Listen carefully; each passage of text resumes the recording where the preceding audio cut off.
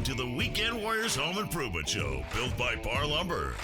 When it comes to big or small projects around the home, Tony and Corey have got the know-how and the answers to make your life just a bit easier. Here they are, your Weekend Warriors, Tony and Corey. Hey, welcome to the Weekend Warriors Home Improvement Show built by Parr Lumber. I'm Corey Valdez. And I'm Tony Cookston. Thanks for tuning in with us today. We've got another great show lined up for you. You know, it's been a long time since we've talked about this subject, Tony. Yeah, that's right. It has been, if my memory serves, 1 year. It has been 1 year since we had last summer. Since we had this conversation, because this is the time of year a lot of people are thinking about this project. It's an amazing project. You and I have both done it. And honestly, Corey, I look forward to this project yet again. Me too. I really enjoy talking about it because I have personally done this project several times. Yeah. And every time I think about all of these things before I make my final decisions. Right. So what we're talking about, do you want to tell them or you me? No, I want you to tell them. And then I got something for you right after that. So what are we talking about? What is this thing you've done so many times? We're going to talk about building a shed. Yes. And it's one of those things. It can be very simple or it can be very complex. And depending on how much thought you put into this project, you could either be really happy with the results, or as soon as you're done, or within a year, you're going to be kicking yourself. Right. So there's a lot of things to consider when building a shed. It's absolutely the truth. Tell me this, in your opinion, if you think back to the first shed that you built, that you took on that project on your own, and you designed it, and you bought the stuff for it, and you built it, and all this stuff, and then you think back to the most recent one that you've done, and what is the progress like? Can you see very real, obvious progress? Absolutely. The very first shed I built was probably more like a lean-to on the side of a house. Yeah. You know what I mean? It had 3 walls. It literally leaned up against the side of a house. Yeah. It had no floor. It was just a muddy mess all the time. And everything that I put in there got kind of nasty. Yeah. Ruined. Yeah. So I've gone from that to building actually what we're standing in right now. Yeah. That we've converted into our recording studio. So yeah, I've come a long way. And there's a lot of things I learned. So I want to share that on the show today. Yeah, absolutely. I tell you what, when you and I worked on this project together, this studio that we built, when we worked on it together, I saw some real genius that went into the design of this. And I know that you designed the whole thing yourself. Of course, I was right there with you and I watched you do it. And I saw some real genius that went into the design. And when it was done, I was like, wow, what an amazing structure that you built for your shed. And it was something to be proud of. It wasn't just a place to park the mower. It's still a place to park the mower, but it also became a sort of design aspect of your property. Yes. It fit with your house. It fit with your property. It was where you wanted it. It was oriented the way you wanted it. It looked the way you wanted it to. Super contemporary. And I know I'm just talking about the thing that you did, but I loved it. And I aspire to create a shed as awesome as the one that you built, the last one that you built.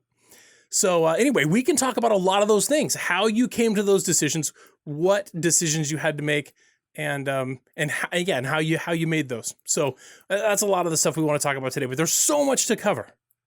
Yeah, if you really break it down, it's like with any project that we've talked about on this show. You want to break it down into the segments that are important. And honestly, the number one most important thing you can ever do when you start any project is design it. Right. Which can be daunting because to some people that word design is tricky, right? They look at things and go, I don't know how to design a shed. I don't know even what I want it to look like. So that can be one of those things that maybe you get some help on. It's not that big of a deal. You go onto Pinterest, exactly. Go onto Google. You need to find some inspiration. That's what you need. Inspiration. Something told you that you needed a shed on your property. And so you know the functional reason why you need it. What you want it to look like is as far away as just jumping on the internet, going to Pinterest or Google and finding pictures of other people's sheds and deciding what you like. And then make notes of the aspects that you like. put all those things together, and then you have it. You start to draw a little picture of it. Maybe you're not much of an artist, but maybe you can just screenshot what you see and start from there. Corey, if you work for Parr Lumber Company, we both work for Parr Lumber Company. How often does somebody walk in with a picture on their phone and say, hey man, I want to build this. What's it going to take to do it? Yeah, all the time.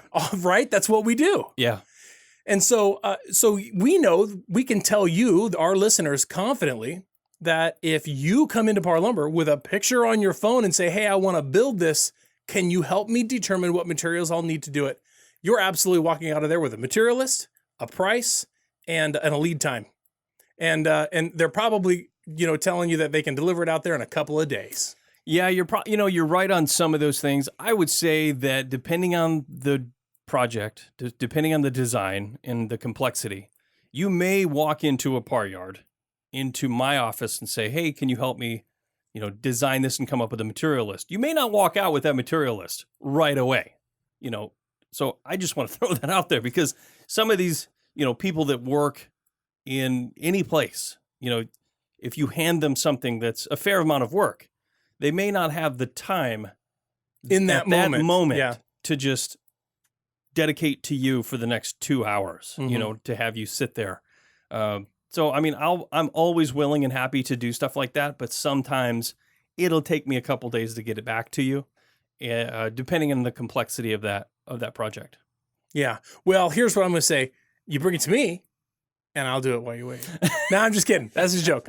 I make fun. I'm going to hold you to that. Yeah. I make fun. But Parr Lumber Company is full of employees that love to service their customers and do everything that they can to help to make them happy and satisfy their need. And when that's an opportunity, certainly they will. But I'm telling you that they'll take that responsibility away from you, and they will do that for you. And they'll do that with you in some cases. And that's a process that there's a lot to be learned there as well. There's a lot of decisions that have to be made in that aspect. So you decide what you want it to look like. Then you got to decide what you're going to use to build it, right? And these are it's another one of the things that we're going to cover. What are the materials that you're going to use? It's not just one set of materials. You can't just say I'm making out of wood and call it good, right? There's just so many different things. And from the size of the door to the size of the floor to the height of the roof, all of those things, the height of the walls, all those things are decisions that have to be made. And in some cases, a picture is not going to answer those questions for you. Yeah, I always say be prepared. When you walk into a Parr Lumber Company with a set of plans or a drawing or whatever that is, there's going to be a lot of questions. You're going to sit down with somebody and they're going to say, what do you want for this? What do you want for this? What do you want for this? And you need to be somewhat prepared before you walk in there and go, I don't know, whatever's normal. Well, normal to you and normal to the person standing behind the counter are vastly different things, right? You might think, oh, he's going to want, dry lumber. He's going to want roof trusses. He's going to want James Hardie plank siding on that thing. And you give it to him and the quote is not even remotely close to what they want. So just do some research, be prepared, or ask the questions ahead of time. Yeah, I agree. That's all makes perfect sense. How do you decide how big your shed is going to be? You're going to find that out as soon as we come back. You're listening to Tony and Corey, your weekend warriors. Don't go away.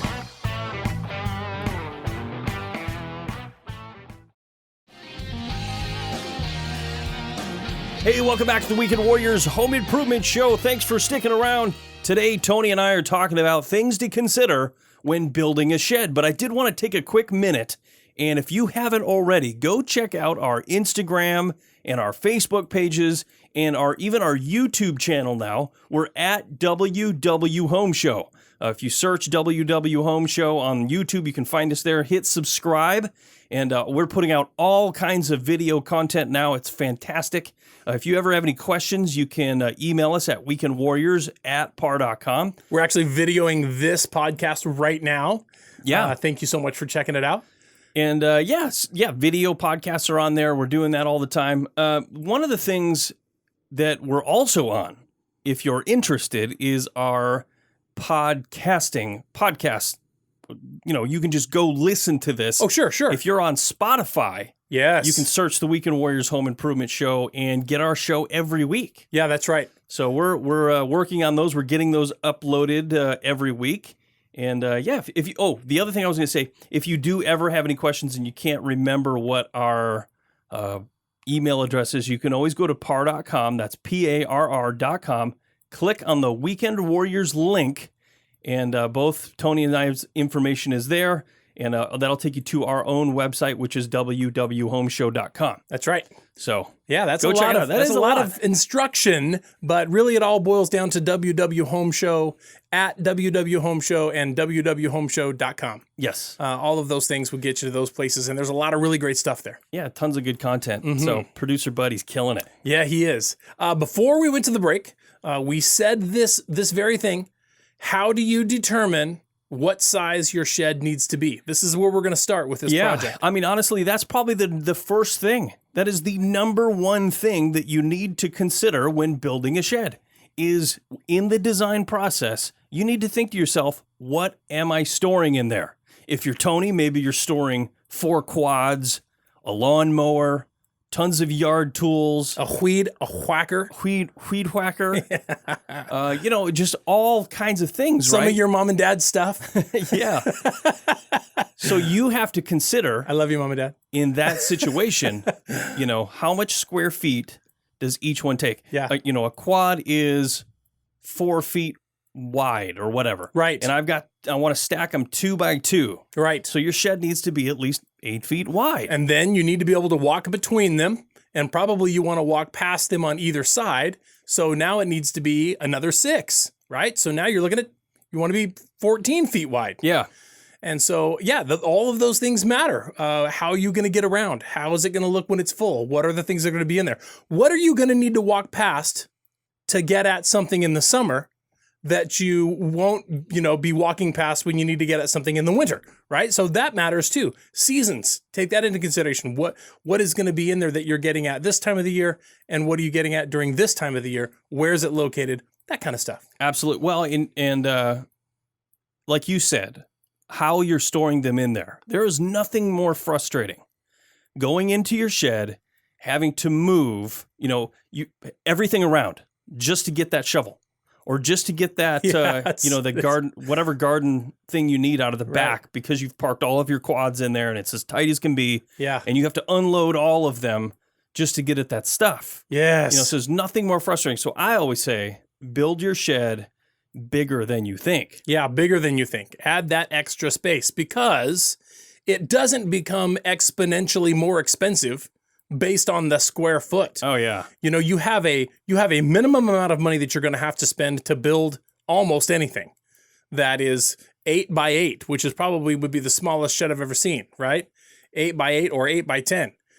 But per square foot going forward, it doesn't become exponentially more expensive. You've already spent that minimum amount. It goes up incrementally just a little bit as you get bigger. Yeah. And so you can add square feet to a standard 8 by 8 or 8 by 10 without adding a lot of money. Right. So it's important that you build it as big as you want it to be and not too small. There is a caveat to that, and that is to check with your local jurisdiction. When you're building a shed, you have to be typically under a certain amount of square footage or, whatever that is according to your jurisdiction before you have to pull permits. And if you're at that point and you say, well, I just want to build a shed, and I go onto my county website and they say that you can build a shed that's up to 200 square feet, for example. Yep. Which is what it is here. You can build a shed up to 200 square feet and up to 12 feet tall without pulling a permit. Mm-hmm. That's where I wanted to be. Yeah. I didn't want to build anything extravagant. I just wanted to build a nice shed. So there was already something here. I tore it down and I built this nicer, slightly larger shed. Mm-hmm. The old one that I had, I don't know if you remember that thing, it was about 3 feet deep. Yeah. It was 6 feet wide, 3 feet deep. It was so small. And the door was on the 6 foot side. So I had to when I put my mower in there, I had to pick it up and turn it sideways and set it down. It was the dumbest thing. And you set it right inside the door.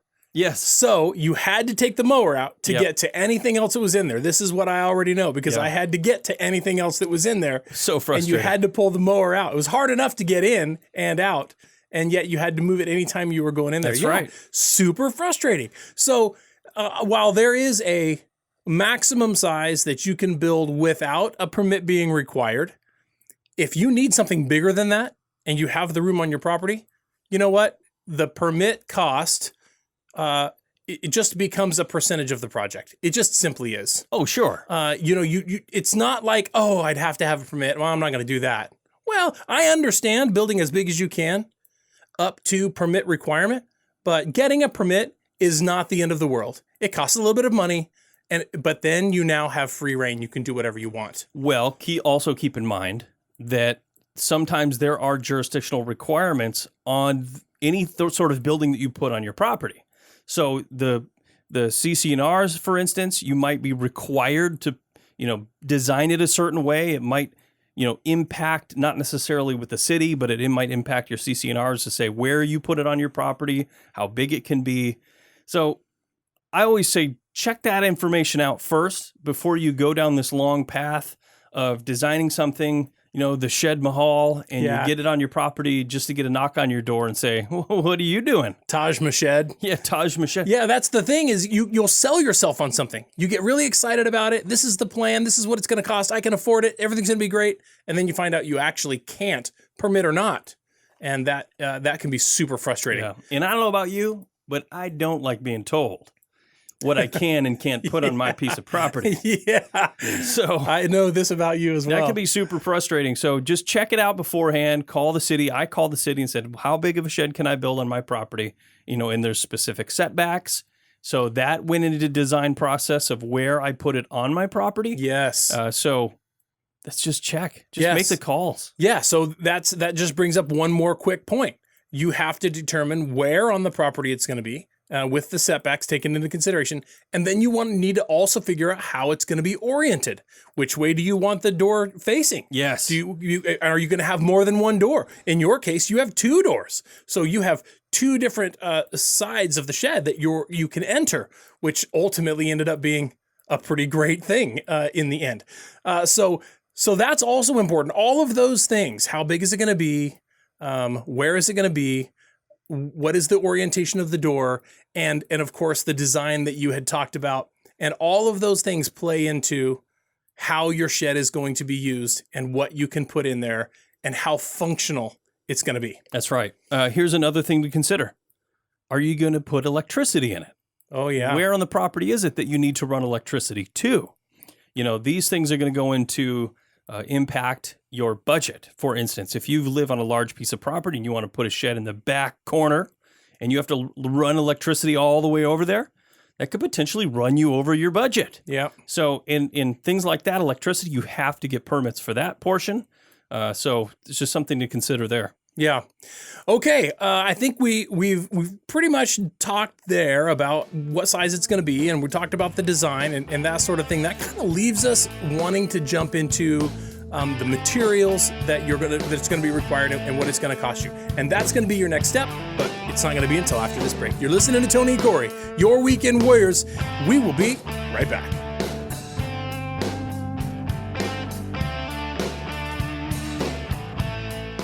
Tony and Corey here with the Weekend Warriors Home Improvement Show built by Parr Lumber. Hey, Corey. Hey, what's up, man? Hey, have you seen our new YouTube channel? Of course I have. Haven't you subscribed to it yet? Yeah, totally. Is that a yes or a no? Well, I don't really know how, so... Look, it's easy. All you have to do is go to www.homeshow.com and click on the YouTube link. Hit subscribe, and you're good to go. But my arms are too short. Oh, come on. It's not that hard. I think I got bit by a spider. What? Are you okay? No, yeah, I'm fine. Hey, does my head look big to you? No? You don't think so? Well, whatever. Tune in this weekend. You'll definitely get a laugh, and you'll likely get some good advice, but only if you listen.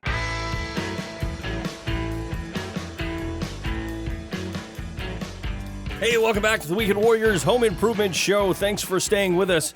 Today in the show, Tony and I are talking about things to consider when building a shed. And there are a lot of them. And there are. So we've been talking a little bit about design and where on the property it's going to go. How big is it going to be? How big? Yeah. What are you putting into it?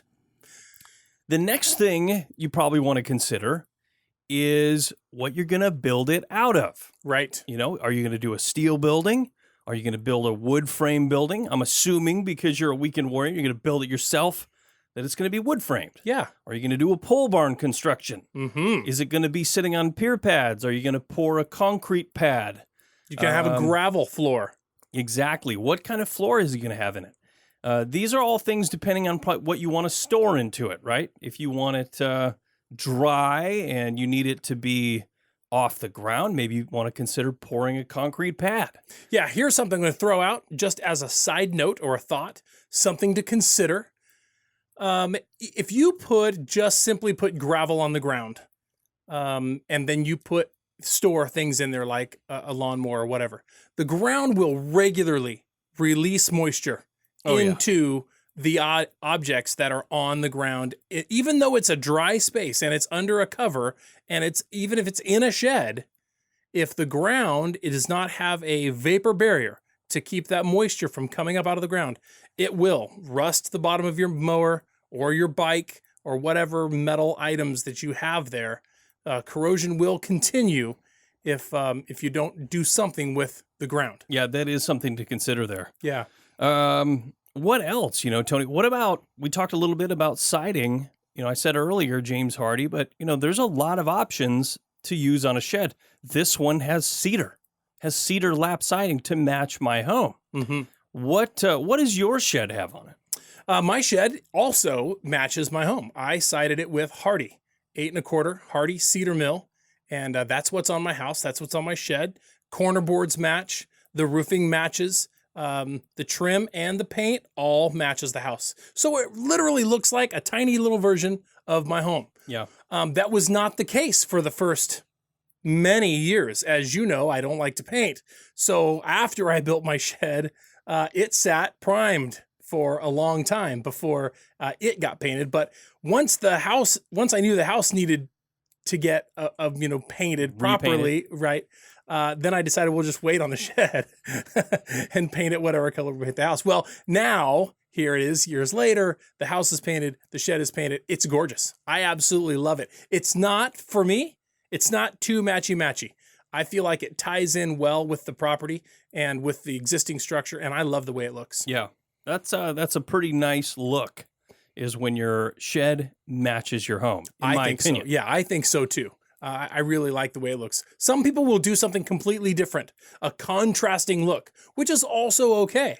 A buddy of mine, Anthony is his name, he built a shed, a really very nice contemporary looking shed with some mix of stained wood and painted panels on the outside. It's gorgeous. It doesn't look anything like his house, but it's gorgeous. And that's okay too. Those are decisions that you have to make. What do you want it to look like? And when you decide what you want it to look like, then the materials you're going to use to make it will fall into place. Roofing. That's a big one there because, like you said, you wanted yours to match your home. Right. I have composite roofing, architectural shingles on my home. But where I was positioning my shed, it was right under a tree. Multiple trees. So I opted against that for two reasons. One was that the composition roofing would have gotten clogged up pretty quickly with pine needles. And those pine needles do not easily just wash away with the rain. Correct. They get stuck there. Yep. And the other thing was that I have a really fairly low pitch roof. So it's not conducive for things to find their way from the top to the bottom, like a self-cleaning, racetrack, for example. Right. You do an accident on the outside lane and, your car just naturally slides down the... Sure. Yeah, you're right. The stuff, because it's a low pitch, like a 312 or a 412, because it's a low pitch, you don't get a lot of that. Yeah, I actually have a 1.5 12. Self-cleaning. That's very low flat. pitch. Yeah. It's not flat, but yeah, it's flattish. I definitely chose to go, it's the minimum pitch for the metal roofing that I chose. Mm-hmm. So. Yeah, metal roofing it gets wet and it gets slippery and that stuff slides right off there. And so that is sort of a self-cleaning sort of roof finish. Yeah. I agree with that. More so than composite. Here's something else to consider when you're determining what your roofing is going to be. Have you thought about, let's go all the way back to electricity. Are you putting electricity into it? And is it going to be enough to light it as much as you need it to be lit? Or are you thinking about natural light from the outside, which would be a skylight or some sort of light in the roof structure? And how does the roofing you're choosing play with that? Yeah, no, that's a good. I actually really like the idea of natural lighting out in a shed, especially if you can't run electricity to it. Putting a window in is always a good idea, in my opinion, unless you're worried about security. You know, if you have security concerns, you don't want to put a gigantic window on the side of the thing that somebody could easily just smash out. But putting a roof skylight in, there's options there for composite, or if say you're putting a very simple shed in and you just have metal roofing over it, you can buy light kits or light panels that match the same profile as your roofing, and they're clear. So you just put those in there along with the roofing, and you have all the natural light you need. Yeah, that's smart. Here's another thing to consider. If you do want to have windows, which will allow you to have ventilation and extra light coming in through the walls, but you don't want to compromise your security, it's a good idea to look at windows that are smaller, like 1 foot tall or 1.5 foot tall by 3 or 4 foot wide. So not very tall, but extra wide windows, and those can operate horizontal sliders, or they could also crank out like an awning. And so you can get ventilation and light without having a hole big enough for somebody to crawl through or think that they can burgle you. Burgle. Yeah. So that's something to consider. And windows, honestly, are not that expensive. So that's not a budget breaker.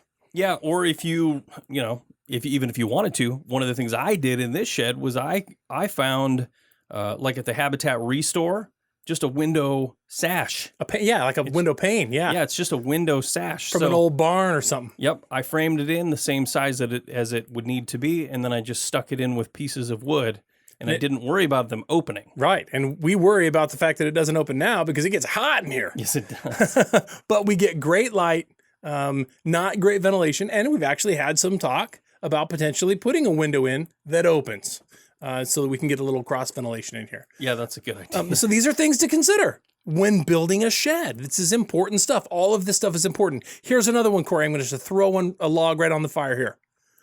The door, your primary door, your main entrance door, if you're going to have one door, is it going to be big enough to get everything in there you want to get in there? Like my quad, for example, 4 feet wide.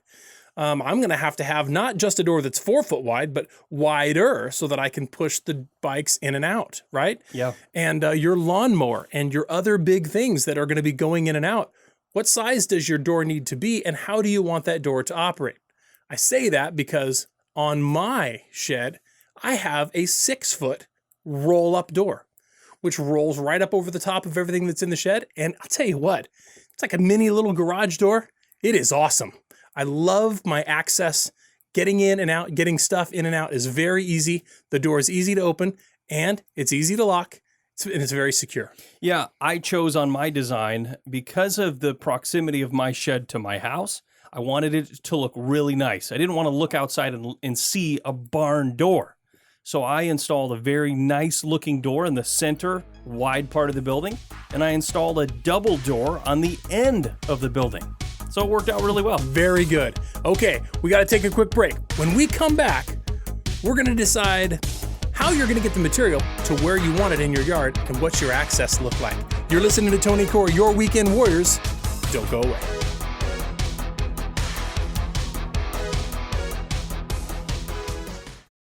Hey everybody, here's a quick tip for you when you're using extension cords. If you have to plug in one of your tools, a good thing to do is to tie the ends around like that and plug them in. So that way, if you're working with your tool and you get to the end of your extension cord, it just doesn't unplug, or if it gets caught on something. So that'll help you stay more productive.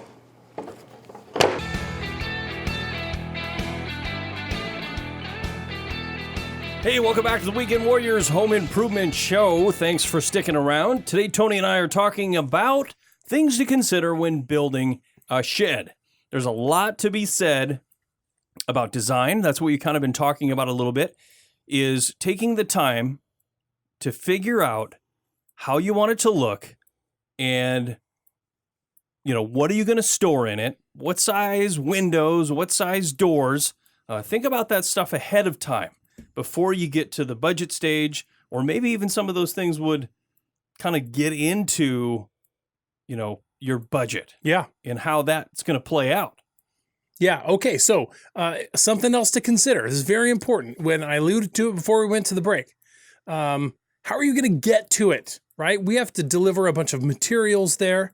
Wherever the materials are dropped, you have to pack them from there.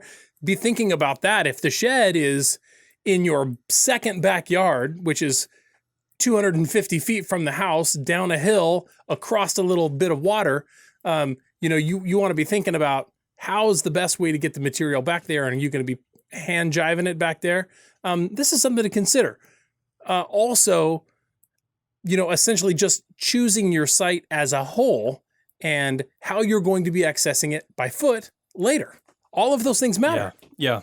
I mean, I would recommend. One time I helped a buddy build a shed on his property, and we built it in the summer, not knowing. I mean, he just bought the place, and we built the shed, and then that winter and following spring, it was essentially a marshland. Oh, no. I mean, you couldn't even get in there without getting up knee deep with mud. We had bad drainage, huh? Absolutely. So, I mean, that was something that he should have considered ahead of schedule or ahead of time, was to realize that that portion of the yard wasn't proper to build. Right. I mean, even it though was it great looked, during the rest of the year, but not during. It looked like it was going to be the right spot. Yeah.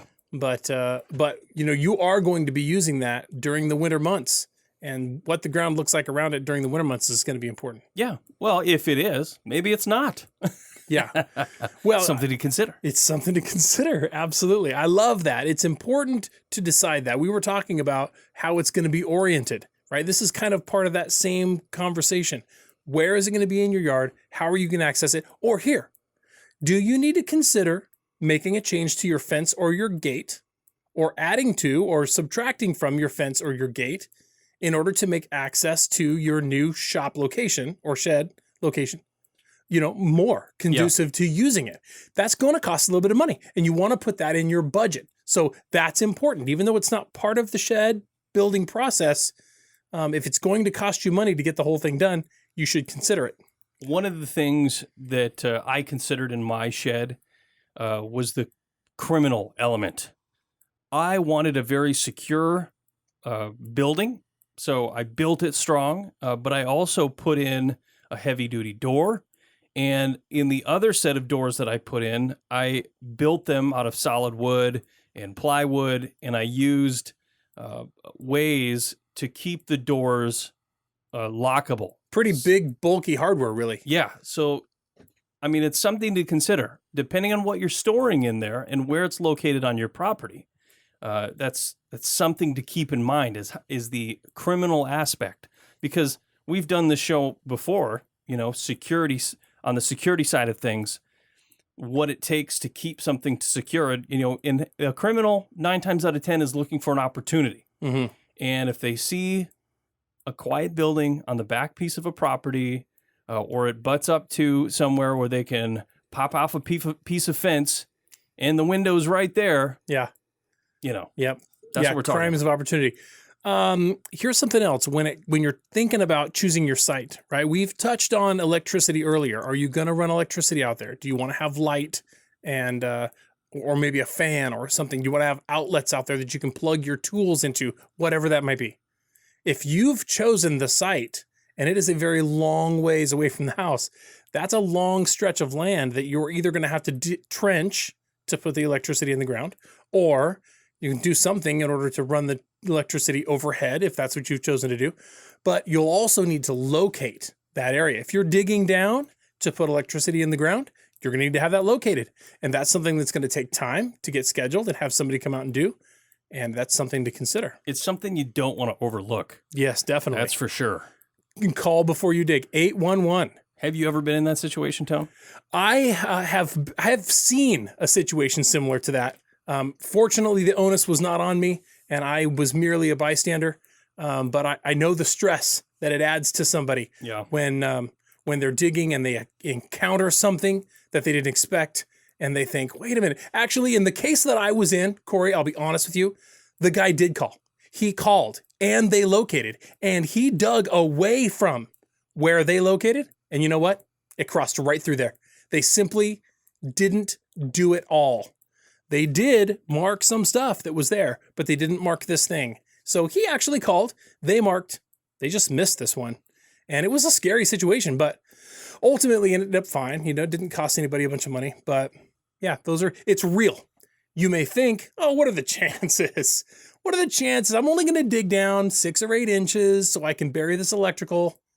As soon as you say that's when it's going to happen. Yeah. And you don't want it to be you, because that can be crazy expensive. Yeah. And honestly, I've seen sewer or water or septic or whatever. Those pipes aren't really that deep. In some places they are, but they aren't always that deep. Rain drain, yeah, there's just stuff you don't want to be digging up. Power and gas and all that. So anyway, enough about that. It's just something to consider, right? Yeah. That's what we're talking about. Considering what you're putting into your shed. So let's talk a little bit. Let's get more into the actual construction. Yeah, this is my favorite part of your shed. Yeah. There are several ways to build. Tony and I, we talked a little bit about it earlier. You know, the shed that I built, I did kind of a post and beam construction. I had piers that I dug down and I put gravel on, and I set the piers, got those all level with each other. And then I used box beams, and I beamed everything in, and then I decked it with 1 1/8 inch edge gold decking. So that gave me a really solid foundation that I could build, the walls and roof on top of that. The downside to that is that it was up off the ground. Whenever you build anything, you got to take your pier pad plus your beams plus your decking plus your bracket and all of that stuff that goes into building that frame. It could potentially be 8, 10, 12 inches. 8, 10, 12, whatever it is. More than a step, which results in you having to install a step so that you're not stepping up 12 inches every time you step into your shed. Yes, potentially building a ramp. Or a ramp, yeah. In my situation, I dug down each pier and I almost buried them underground to the point where they were just sticking out a little bit. And I used gravel down below those so they wouldn't sink. And I compacted everything. And then when I got my piers and my beam on top of that, I used 4x6. And it was only, 8 inches above the ground by the time I was done. Mm-hmm. But then I built a patio. So then I was able to bring in more gravel, more rock. And now my patio, it's only about 4 inch, 5 inch step up. Very small. Into the shed, which is perfect. Yeah, it's nice. When you were putting down the blocks, your foundation, if you will, when you were putting down your blocks, you said you were digging holes, digging down, you added gravel, you put your blocks down. Did you level block to block to block all the way through long before you ever got beams on there? Or did you wait to level until after you got eyeball it until you got the beams on there and then put the level on top of the beams? That's, no. Yeah, I leveled. You leveled the blocks as you went. Each block, yeah. Okay. Each pier pad. This is a tip, folks. Here's a tip for you. When you're putting your pier blocks down and you're digging down into the ground and putting them down, dig it down extra, throw gravel in the bottom, and that will make for an easy up or down if you need to adjust that block up or down. Dig the hole deep enough, put some gravel in there, put the block in, and then later, if you feel like one block is a little too high or a little too low, it's just a matter of a couple handfuls of gravel, spread it out even, put the block back in, boom, you're raised up. Yeah. You raised up a 1/2 inch or an inch or whatever it was you needed. That's very easy. Going back to the shovel after you've finished digging those holes, nobody wants to do that. Nobody wants to do that. It's so much easier with gravel or even with sand. If you choose to use sand, that's another thing that people do sometimes. Super easy to get a flat surface that way. Yeah, and the nice part about that sort of construction is if you build on a slope. I've seen a lot of times where the back of somebody's yard slopes right off down to, 4 or 5 feet down. And they want to put a shed there. Like, well, I want to put a shed right here on the edge of my property, but how do I do that? Do I have to dig down? Do I have to build a retaining wall? Well, no, you can just dig your pier pad down and then post up to your beam to be level with the rest of them. Yeah. Well, that's a very good idea, and I love the way that turns out. We got so much more to talk about and so many more decisions to make. You won't want to miss this. You're listening to Tony and Corey, your Weekend Warriors. We'll be right back.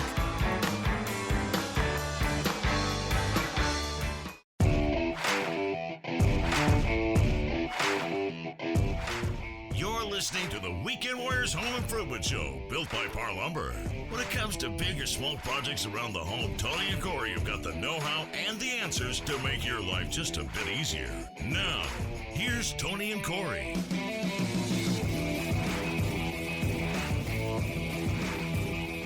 Hey, welcome back to the Weekend Warriors Home Improvement Show. Thanks for staying with us. Today we're talking about things to consider when building a shed. But I do want to say, if you haven't already, go check out our Facebook and Instagram and YouTube and Pinterest pages. We're all over the internet now. We're playing this show on YouTube right now at our video podcast. You just have to search WW Home Show. Facebook and Instagram, we're at WW Home Show. Or you can go to Parr.com, that's PARR.com, and click on the Weekend Warriors link, and that'll take you to our website. Yep, you can reach us at weekendwarriors@Parr.com. Yeah, you can email us. Weekendwarriors@Parr.com. We love hearing from you, getting your questions and comments. We always like to answer those as to the best of our ability. Yep, absolutely. Corey, we were talking about the foundation. We're talking about building the foundation and how it's going to get done. We give some little tips about gravel and that sort of a thing. I had a situation years ago where I had this little piece of pretty flat ground, really, and it was nice and dry and hard. And I dug down in there and put my pier blocks down on top of gravel and set that whole thing up, built the shed. And wouldn't you know it, Corey, a few years later, I noticed that the back half of that shed sunk.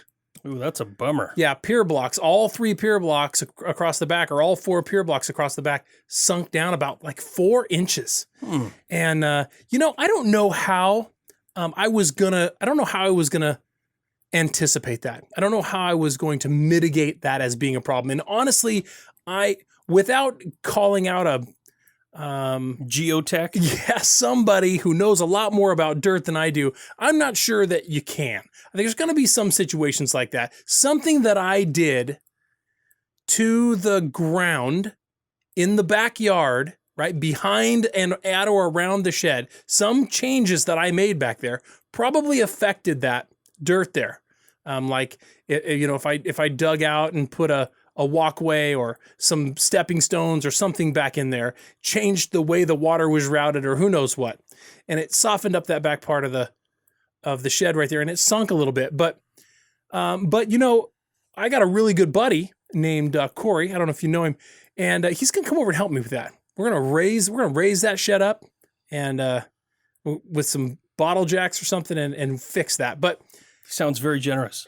I think that you just want to make sure that you've got, in your opinion, some good hard ground. If the ground is super soft when you're digging the holes for your pier blocks, that might be a telltale sign. If it's really soft, I think you want to have some decently hard packed ground that you're working with. Don't put your pier block on top of something that's soft and spongy. I think that's the best advice we can give. Yeah, no, it is. If you're really, really worried about it, you could always, go get a post hole digger, dig down and use a sonotube.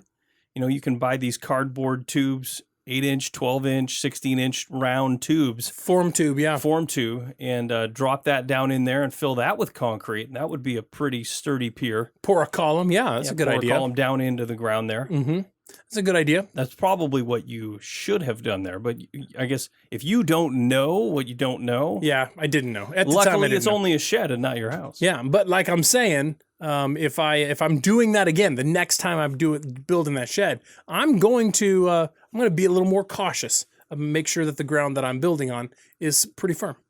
Yeah, that's a good. It's the only tip you can give, really, unless you want to call and spend money on a geotech.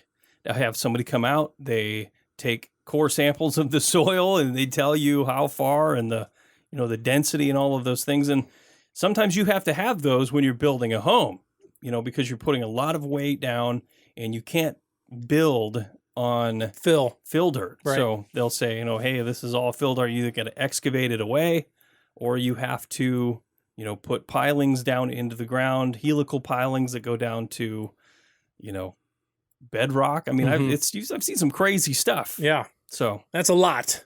That's a lot. That might tell you, I'm not going to build a shed here. Yeah. I'm going to build it over there. That might be. Yeah, absolutely. So what's another option? You chose pier blocks. We put pier blocks down and beams on top of those. What's another option? Well, probably another very popular option would be to build it on a slab. And what we mean by that is a concrete slab, which is another way to build. You could build a slab with footings, just like you would build any normal home. You'd have your 6-inch wide footing with your concrete slab. Typically, if you're going to build that way, you would probably more than likely be required to pull permits. Yeah, well, there's also very popular as a mono pour, where you get footings and the slab all at the same time. You've dug out the footings in the ground and you have your gravel up on top, and then you pour that whole thing all at one time. Of course, you have that all built and ready to go, as opposed to just pouring footings and then a slab in the middle. But again, if you're going to do that, you're probably going to be required to put some rebar in there, and that's going to be something that would need to be permitted. Yeah, I've never had a concrete project really of that scale. The only thing I've ever built was a footing. I had to build a new footing in my home.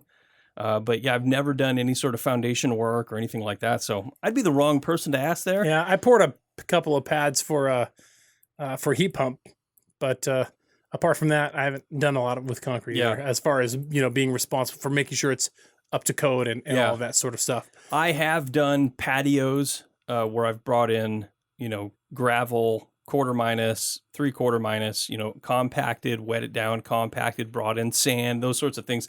I've done projects like that. I've just never done the concrete. Mm-hmm. So, but in my opinion, the easiest form to do would be to make it on a post and beam on pier pads.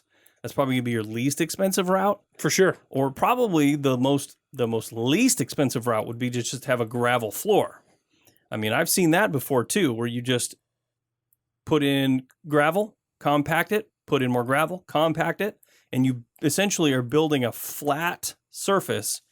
And you can either do pole style, where you dig holes in the ground every 4 feet or every 6 feet, and you run your poles up just like you would do any pole building. Mm-hmm. And you build with that. I've seen that done before as well. And that's a pretty effective way to build in an area that might be difficult to build in under normal circumstances. Yeah, but I would caution again one more time, if you do decide to go without a floor, some sort of vapor barrier down there underneath that rock. I mean, they sell some pretty heavy duty stuff at landscape supply places that's intended to be underneath rock. Rock has a tendency to shred things like that. Yeah. But they make stuff that's in geofabric. Yeah, stuff that's specifically for that purpose. Put that down first, gravel on top of that, compact that, and that will hopefully keep that moisture from and weeds or whatever from coming up through there. Yeah, I'm more worried about the moisture. Yeah, me too. Especially since I park some pretty expensive things in those areas, and I wouldn't want them to get torn up. So yeah, that's good. So there you go. Pier pads versus pouring footings. Those are your options there. Pier pads or a slab on grade, or going pole barn style. That's exactly what we're talking about. Now, pressure treated or standard or better? We're going to answer that question as soon as we come back. You're listening to Tony Core, your Weekend Warriors. Don't go away.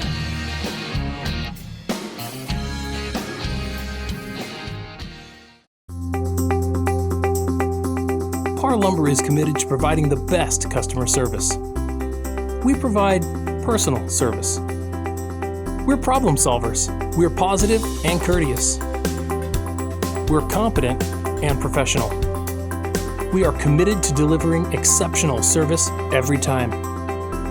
We're appreciative and we care. We are Parr Lumber.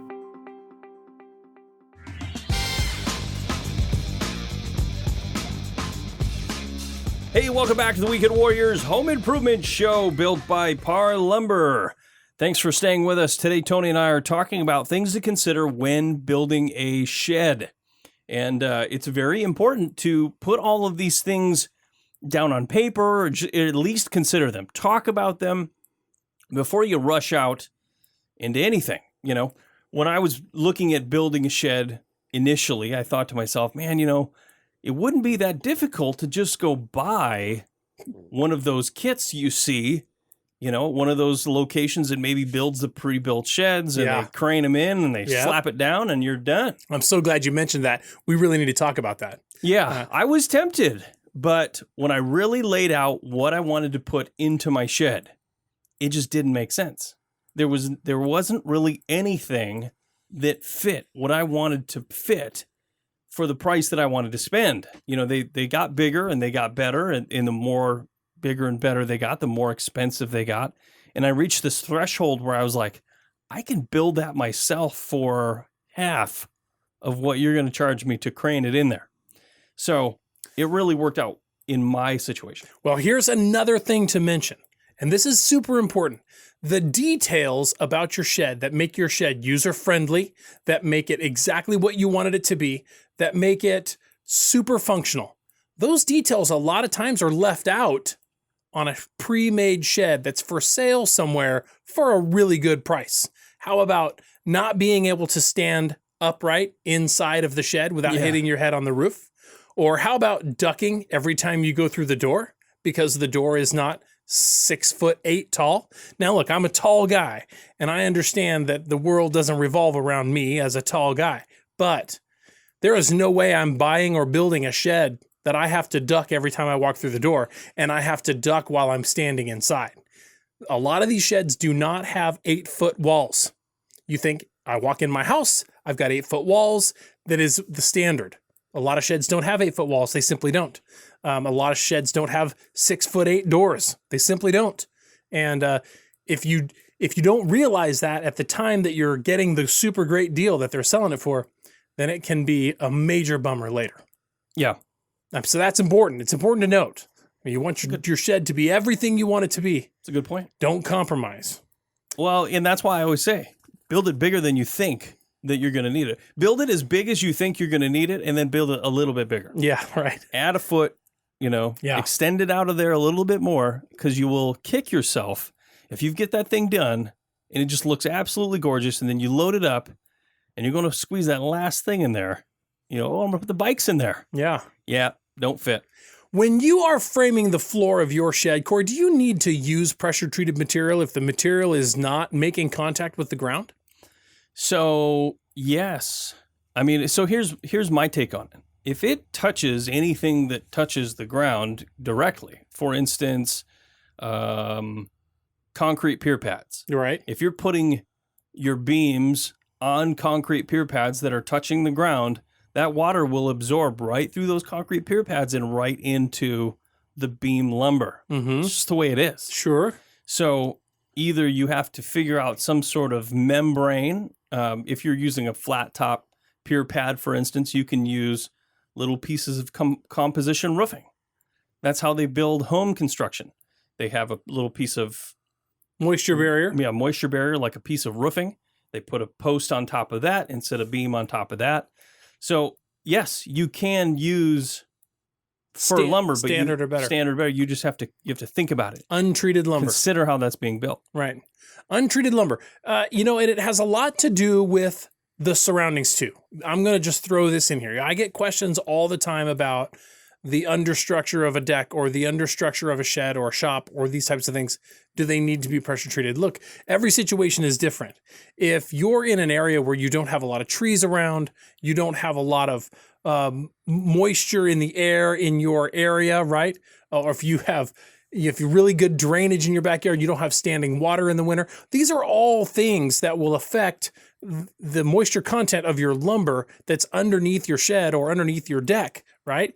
But if you're up on a hill and everything is very airy and you don't have any trees that are around, then you can get away a lot easier with using untreated lumber in these scenarios. But if it's touching the ground or making contact with concrete, which is porous or another porous material, you definitely need to make that moisture barrier break if you're going to use untreated lumber. Otherwise, treated lumber is the way to go. Yeah, or if you're sticking it in the ground. If you're doing a pole barn construction and you're putting those posts into the ground, absolutely use pressure-treated lumber. I mean, it just makes sense. It doesn't cost that much more money, and it's going to last a lot longer. So how high do you want this off the ground? You said you dug your pier blocks down into the ground a little bit, set your beam on top of that, built your floor on top of that. You ended up with yours being about 8 or so inches off the ground. And then, of course, you raised the ground outside of it with your patio. But how high does somebody really want it to be off the ground? Well, that's something to consider. It's completely, entirely up to you. If it's 2 feet off the ground, then you'd probably want to build stairs to it. And if you're storing like a lawnmower, then you'd probably want to build a ramp. So you just have to think about those things before you go ahead and build it, and then think to yourself, oh, shoot, how am I going to get my mower in there? Yeah. I got to lift it up every time. My shed is just at the right height where I can tilt the front of the mower down, put the wheels in there, lift the back in, and I'm good. Yeah. I don't have to have a ramp to get up 6 inches off the ground. Right. So yours worked out just the way you wanted it to be. You're not worried about getting airflow underneath this building. That's not the situation, right? No. And there is airflow on 3 sides or 2 sides, and the other 2 where the bricks are. And there's a little bit of airflow there. But I'm not entirely worried about it because I built my whole understructure out of pressure treated lumber. Right. So you did. I did. Okay. All right. Well, so that's something to consider.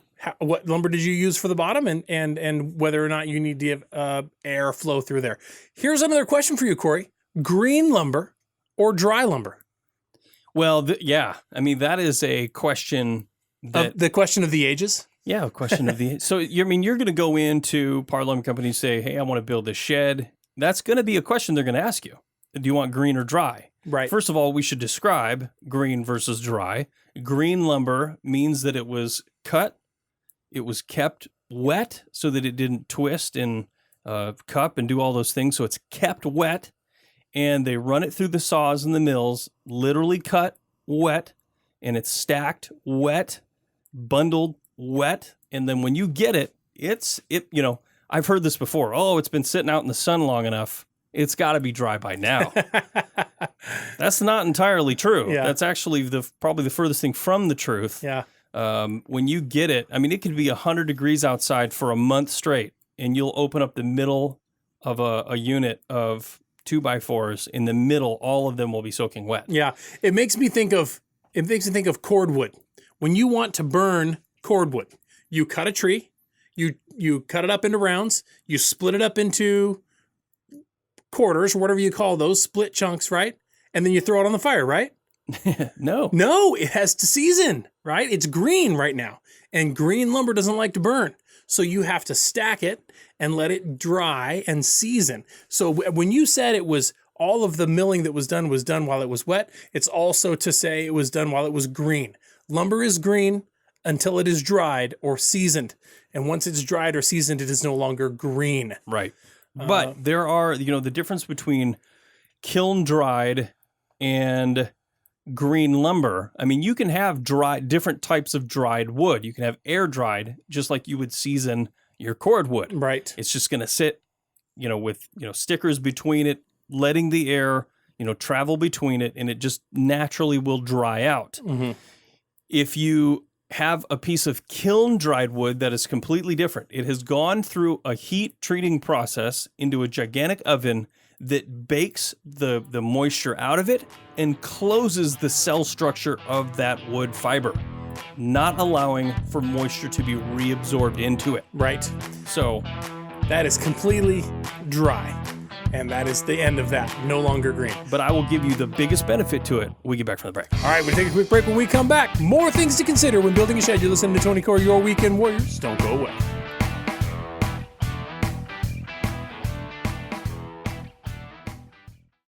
Tony and Corey, Your Weekend Warriors, with a great quick tip for you. Corey and I are here building this mobile collapsible workbench, and we were just cutting 2x4, 1.5 inch thick, with his circular saw. Most circular saws come with an adjustable depth cut, and you need to have 1.5 inches or 2 inches to cut through 2x4, but we're moving now to 3/4 inch plywood, and we want to shallow up the depth of that cut so that that blade is not hanging out there when we're cutting something and potentially interacting with something that's underneath the surface that we're working with. It can be dangerous, and this is a safety measure that you should use every opportunity you get. Thanks for tuning in, folks. We'll catch you next time. Welcome Welcome back to the Weekend Warriors Home Improvement Show. Thanks for staying with us. Today, Tony and I are talking about things to consider when building a shed. And before the break, we were talking about green versus dry lumber. Right. When you walk into Parr Lumber and you're going to order a lumber package for your shed, they're going to say, do you want green or do you want dry? Well, I don't want it to be green. That's ugly. Yeah. I was thinking more of a sort of brownish color, maybe. In that, it is confusing to some people because they don't know that terminology. Yeah. But what green means is that it was cut, milled, stacked, all while it was wet. It has not gone through a drying process. The lumber that we stock that's dry is called S-dry. And what that means is that it was surfaced dry. It was Dried first. And there's no distinguishing term for S-dry lumber of how it's dried. So, but it just so happens that 99.9% all of the S-dry that we stock at Parr Lumber has been kiln dried. It's gone through a kiln and then they surface it. They will a lot of times, if you look at the stamp, it'll say HT, which is heat treated. Right. And then you know that that's how it was done. That doesn't really matter. Brings it down to a 0.19 or 19% moisture content, which is, I think, is what is the standard. And that's dry lumber. Dry lumber can be beneficial because it has made its move. When lumber is green and it dries out during the drying process, it tends to bow, split, check, twist, crack, do a lot of those types of things, even if it's just a little bit. I'm not saying it turns into a ski. Sometimes it does, but it moves a little bit. And that moving process, a lot of times will be just enough to make you not want that piece of wood. Yeah. So if you get it green and then it does that, it's not an option for you anymore. It does that, and you don't get to have a choice in the matter because it's already in the structure. Typically with green lumber, guys like to frame with it because it's easier to nail through. The nails that you buy are vinyl coated. They actually put a coating on there that helps that nail drive through green lumber super easy. Yeah. When you put it in and as it dries, it won't typically twist and cup as it dries after it's nailed together. That's pretty common for that to just not do that. But the biggest benefit to buying dry in any case is that you're going to almost eliminate the possibility for mold growth. If you don't give green lumber time to dry before you cover it up, say you're sheetrocking the inside of your shed. If you built it out of green, you would want to make sure that you dried the interior of that shed for quite a long time before you sheetrocked it. Otherwise, you're trapping that moisture in there, and it could potentially cause mold growth. Another big benefit to dry lumber is it's super light. Yeah, it's easy to pack around. Yeah, if you pack around, 5, 6 2x4/8 on your shoulder, and then you grab 5 or 6 2x4/8 S-dried lumber, there's a huge difference. Yeah. Huge difference. Okay, here's the next question you need to answer. Corey, for me, 2x4 or 2x6 walls in your shed? Well, I built mine out of 2x4 because I had no intention of insulating. I had no intention of using sheetrock or anything of that sort. So, I didn't care too much about that. And really the only difference between 2x4 and 2x6, the reason we've switched to 2x6 is insulation. Right. Gives you the only reason. Gives you that higher R value. If you pack a 2x6, 5.5 inches of insulation instead of 3.5 inches of insulation, you get a higher R value, which is a better performance, which is why that's required in a home. Yeah, that is the only reason. I mean, other than unless you were building multi-story buildings, 2x4, the capacity of a 2x4, is high enough to hold up most houses. Yep. So unless you're insulating, it sounds like you keep that money in your pocket and build it out of 2x4. Yeah, absolutely. How about header sizes? What are you using? 4x6, 4x8, 4x10, 4x12? That's something I feel like is very specific to the shed that you're building. If you're building a shed and you have a 6-foot opening and it's a pretty large span sitting on that, then you're probably going to want a decent sized header in there. A salesperson at Parr Lumber Company can help you size that beam correctly. That's great news. It is. Yeah, that's maybe not every salesperson, But if you get one that doesn't have that knowledge, then certainly they can find someone in the company that does. They can point you in the right direction, either with span tables, or we have people on staff at Parr Lumber. There's only 2 of them for all of our locations, but they can get you on the phone with them. Yeah. And then what they're going to do is they're going to ask you questions about the span, and then they're going to ask you questions about the load. And I get this all the time where people say, well, I need a beam size. And you say, well, what's the span on it? And they're like, well, it's, 10 feet. Well, I need to know what's sitting on it. That's the other part of that equation. Yeah, what's sitting on it? And they'll say, oh, there's no load on it. Oh, I hear that all the time. There's nothing. There's nothing up there. There's no roof, huh? Oh, then you don't need a beam. Oh, yeah, you don't need a beam. If there's nothing up there, you don't need a beam. There's nothing up there. There's just tiny.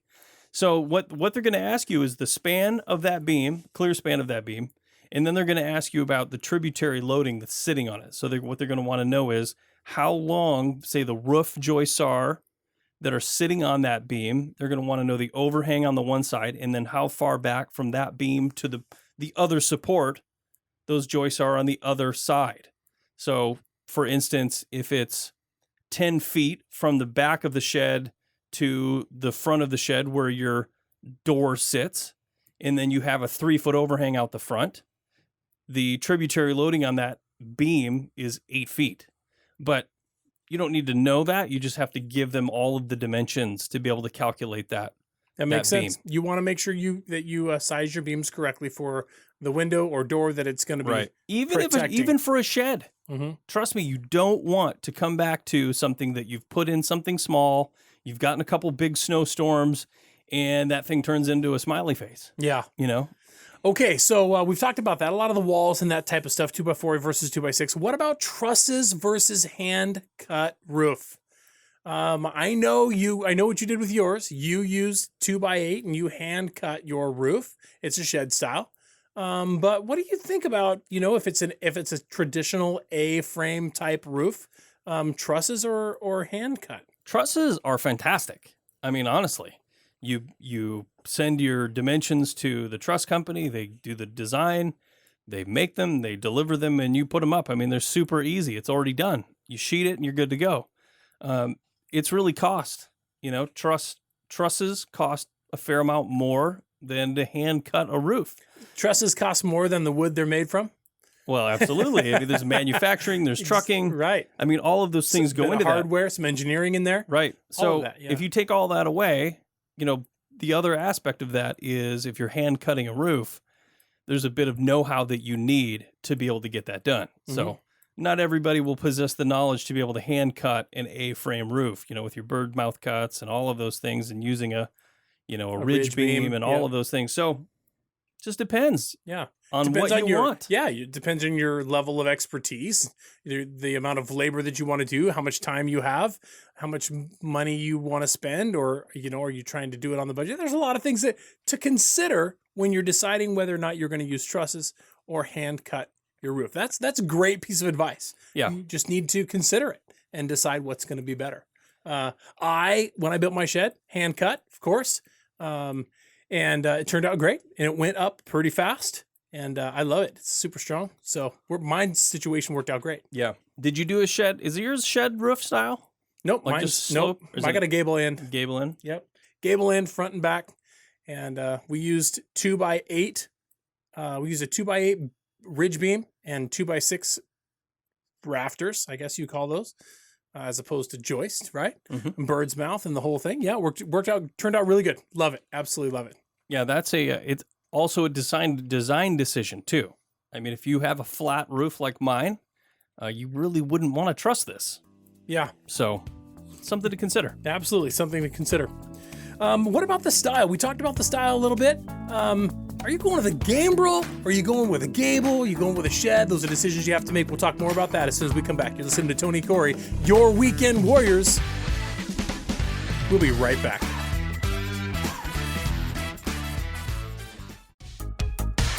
Hey, welcome back to the Weekend Warriors Home Improvement Show. Thanks for staying with us. Today, Tony and I are talking about things to consider when building a shed.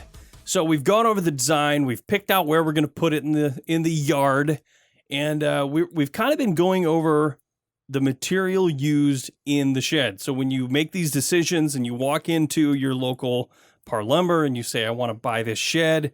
Here's my material list or my package. They're going to ask you a lot of questions. The first one was what, green or dry. Pressure treated or untreated. Untreated. Let's keep going through some of those things. Before the break, you said, this is more of a design aspect, but you said, are you going to use a gambrel, a gable, a hip, a shed, or an eco roof? Oh yeah, I wasn't thinking eco roof, but that's actually a really good idea. We've spent a lot of time talking about that, which is very, very cool. And if you were going to try your hand at something like that, this would be the way to do it. But there's a lot that goes into that. And we certainly don't have time to talk about it on this show today, but you do a little bit of research. I think I'm going to try that one of these days. An eco roof? Yeah, I think it would be very cool to have a living roof on top of my shed. There's a lot of people in my neighborhood that have eco roofs. With a tiny, tiny little lawnmower. Yeah. Like a miniature lawnmower. Yeah, the people in my neighborhood have eco roofs because they never clean them. Yeah, because they have trees growing out of their gutters. Yeah. Do you know what a gambrel roof is? I do. That's like your traditional sort of barn-shaped roof where you generally see a chicken up on top, and like a double pitched. Yeah, right. Yeah, those are gambrel. Those are pretty cool. I like those. I don't know if it just wasn't right for me. I went with a gable end or a mansard. Oh, I don't know about that. Mansard. Is it mansard or mansard? I don't know. That's an interesting one too. So anyway, yeah, choosing the design there is going to help you make that decision. But okay, next material question. Are you ready? Yes. Corey, CDX or oriented strand board? Plywood versus OSB. That's what I'm saying. That's the classic question. That is a classic question. And the fact is, especially right now, there's a big price disparity between the two. I mean, you can get a sheet of oriented strand board or wafer board for about $10 right now, where you'd be paying 16 or 17 bucks for a sheet of 1/2-inch CDX. Yeah, that's a personal decision. I have no problem with OSB. In my personal home construction, I would build my home out of OSB. I would use it. It's come a long ways. I've heard of people calling it all kinds of weird names. Wood was the funniest one that I've ever heard. But That's good. It has changed over the years. They've added so much resin to it. The technology has come a long way. It doesn't blow up like it used to, back when it first came out in the 80s. It's come a long way. So I would use OSB on the exterior walls of my home. When I got to the roof, I would switch to plywood. I would switch to CDX plywood. You like the way that it handles those adverse conditions in the event that you have them better than the orange strand board. Yeah, I mean, especially like a roof system that's 24 inches on center, which is very common. OSB tends to transpose between the roof rafters a little more than CDX. So sometimes you'll see that on a roof. You'll see the OSB kind of settling and flexing between each of the roof rafters. You can avoid that by using plywood clips. That's a really handy tool. They make these little plywood clips that are, what are they? 10 cents a piece. Oh yeah, super inexpensive. They're the H clips, and you put them in between each panel, and it kind of keeps them together with, prevents them from doing that. But CDX plywood for the roof, in my opinion, is the way to go. Okay, so talking about the roof, we know what you chose for your roofing on your home, a really high quality, 100-year, heavy-duty presidential style composition roofing. And we know what you chose for your shed, which was metal, because of your unique situation and the shed style roof that you put on. What is your opinion about other types of roofing and sheds? I mean, 3-tab, least expensive, put it up and go? Well, believe it or not, 3-tab roofing is not the least expensive. If you go to the roofing store right now and you say, I want to get the least expensive roofing, they're going to give you architectural comp roofing, which has more of a pattern to it. And the reason is because it's way more popular. Right. Everybody's using it. Yeah. It comes right back to supply and demand. Yep. Okay, siding on the shed.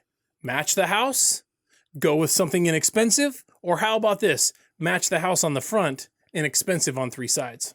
Yeah, I did cedar siding on mine on 3 sides, and on the very back, where nobody will see but my neighbor, I did T111. Yeah. So yeah, quite a bit of a savings between T111 and cedar lap siding. huge saving. Yeah, Yeah, huge. quite a bit. Yeah, quite it's a bit enormous. huge. So that's something to consider. I mean, for sure, you can save some money and side your shed on the side that's going to be visible from the street or whatever with the stuff that matches the house that looks really good. And then the sides that aren't as visible, use something less expensive. Still performs good. It just isn't as expensive. Yeah. There's a few other things not to take too lightly. How important is it that you put metal on the roof, rake metal? How important is it that you put Z metal over your windows and doors, your fenestrations?